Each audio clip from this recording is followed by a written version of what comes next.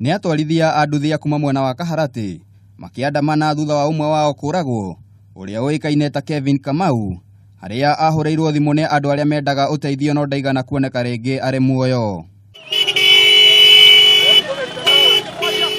Atwarithia aya a nduthi mararĩ na matũkũya maingĩ harĩa marahingire barabara ĩno makiuga ũgitĩri mwena ũcio nĩ ũhotomete. Mimi nauliza serikali ijaribu kuongeza usalama katika pahali watu wako. Rĩu atwarithia ya bodaboda nĩmoretie rũhonge rwa ũgitĩri gwĩka ũthuthuria na gũtigĩrĩra arĩa maratabanirie gĩko kĩu nĩ moerwo ikinya rĩa kĩwatho.